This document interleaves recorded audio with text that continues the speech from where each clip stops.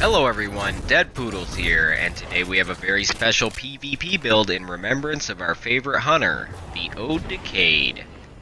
This is the primary setup that I've been using all week for the Iron Banner Clan Warfare event, racking up those kills with the Ace of Spades. While some may be shocked to see a loadout lacking a shotgun, this one is specially designed to keep the shoulder-charging shotgun rushers at bay, and make them think twice about charging you head-on.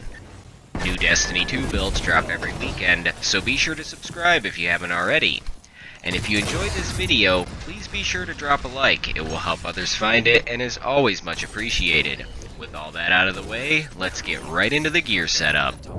The Ode to Cayde Hunter setup is a medium-range support loadout built around the exotics, Knucklehead Radar, and the Ace of Spades.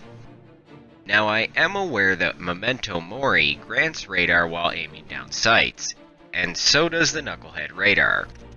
However, I use the Geon 7 quite a bit, and I like having that radar up constantly so I can make callouts as fast as possible, while also keeping perk synergy in mind over matching sets or a more functional exotic like Ophidius Spaith.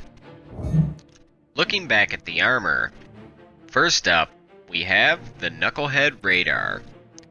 With the perks Heavy Ammo Finder, increases the drop chance of heavy ammo on kill, Hand Cannon Targeting, improved target acquisition, accuracy, and aim down sight speed for hand cannons, upgraded sensor pack, which provides radar while you're aiming and enhances your radar resolution while crouched, with a recovery mod for faster health recovery, and the perk set to resilience.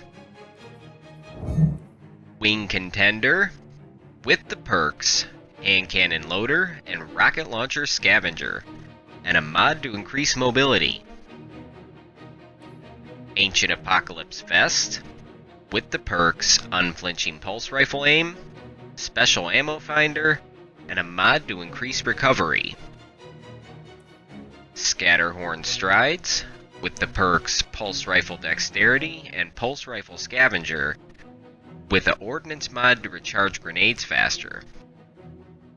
And the Memory of Cayde Cloak, with the perks Insulation and Heavy Ammo Finder, with a Paragon mod to recharge your dodge ability faster. Looking at the subclass, we have Gunslinger, with the new Way of 1,000 Cuts path, which has the Super Blade Barrage, which lets you vault into the air and unleash a volley of solar-charged explosive knives. This can melt whole teams and even puts out enough damage to drop primevals when done correctly. Knife Trick, throw a fan of flaming knives that burns targets on hit. Playing with Fire, destroying burning enemies recharges Knife Trick faster. And Burning Edge, while enemies burn, your dodge ability recharges faster. Using a Swarm Grenade that detonates on impact, releasing multiple drones that seek nearby enemies. And Gambler's Dodge, which fully recharges your melee ability when dodging near.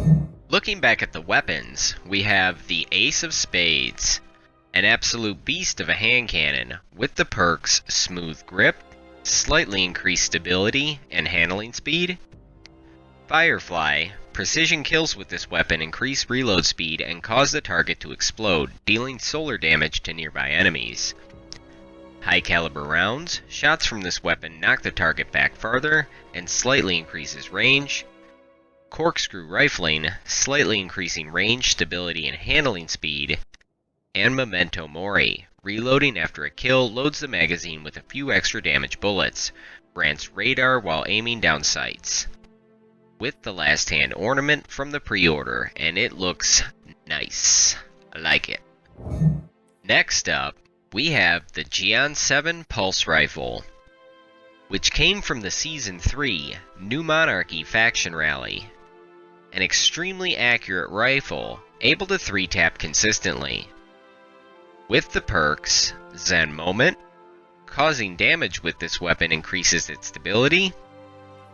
Ricochet rounds ricochet off hard surfaces, increases stability and range. The SLO-10 post sight, and an adaptive frame. The shader I have on this, and every piece for this build, is Cayde Studs, which came with the pre-order, along with the Queen of Hearts ship. Last up is the Bad Omens rocket launcher, a high-velocity launcher from Gambit with the perks Quick Draw. This weapon can be drawn unbelievably fast. Tracking module adds tracking capability to rockets, locks onto targets when aiming down sights. Alloy casing, increasing reload speed and decreasing stability. And linear compensators, slightly increasing projectile speed, blast radius, and stability. And an aggressive frame. Jumping into the gameplay to see how this build works. This is not a setup you want to charge the enemy with.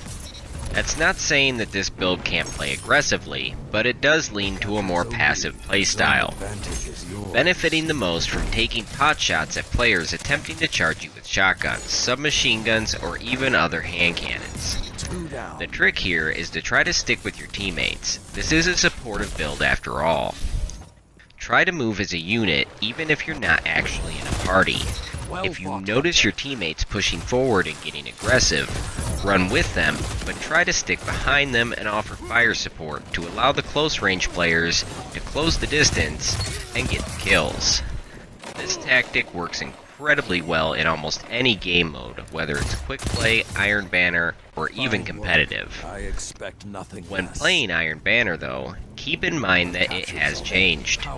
Now when a team makes a power play, it will lock all of the zones in for around 15 seconds. This changes the game and gives power plays a more meaningful purpose, whereas with quick play control you only really want to hold 2 zones at a time.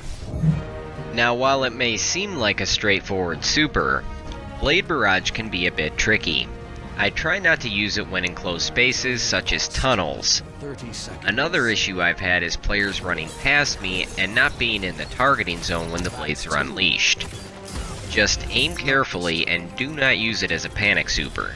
Nothing is worse than wasting a barrage on the walls. That's gonna do it for this one. If you enjoyed this video, please be sure to drop a like. It will help others find it and is always much appreciated. New builds come out every week, so be sure to subscribe to stay up to date and slam that notification bell so you know the minute new videos come out. Follow me on Twitter at DPS United for more news and game related content. As always, this is Dead Poodles and I will talk to you all next time.